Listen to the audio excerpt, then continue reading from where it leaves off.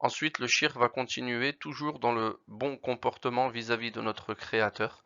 وحسن ظن وتوكل رجا حب وتوحيد ومن خاف نجا.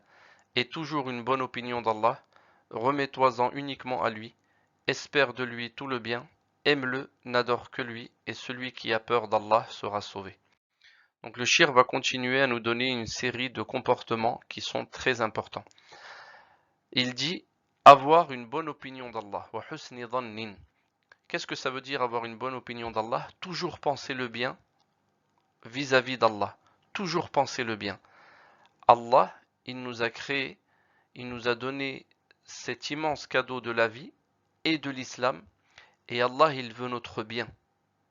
Donc toujours avoir la bonne opinion.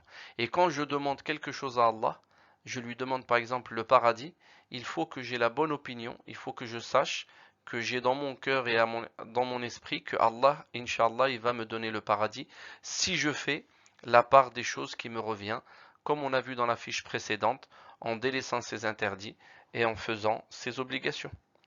Ensuite, toujours compter sur Allah. Mon cœur doit toujours être orienté vers Allah. Peu importe les choses que j'utilise dans ce bas monde, mon cœur doit toujours être orienté et accroché à Allah Azza wa Jal. Un exemple, je tombe malade. Donc je vais faire les causes, je vais aller voir le médecin, prendre les médicaments, mais je compte sur Allah pour qu'il me guérisse. Parce que combien de gens vont prendre les médicaments, vont aller chez le médecin, mais ne vont pas guérir. Parce que la guérison, elle est en finalité auprès d'Allah Azza wa Jal. Donc toujours compter et orienter vers, son cœur vers Allah Azza wa Jal. Ensuite, le shirk nous dit espérer, c'est l'espoir qu'on a vis-à-vis d'Allah Azza wa Jal. En fait, ne jamais tomber dans le désespoir. Ne jamais se dire ça y est, c'est fini. Allah ne me pardonnera jamais. Ça y est, c'est fini pour moi. J'ai fait trop de péchés. J'ai délaissé trop d'obligations. Non. Tant qu'on est en vie, il faut profiter et il faut avoir l'espoir qu'Allah, il va nous pardonner. Ensuite, le shirk dit hubbin, l'amour. Mon amour en priorité doit être envers Allah Azza wa Jal. Je dois aimer Allah plus que toute chose, plus que toute créature, plus que toute chose qu'il y a dans ce bas monde.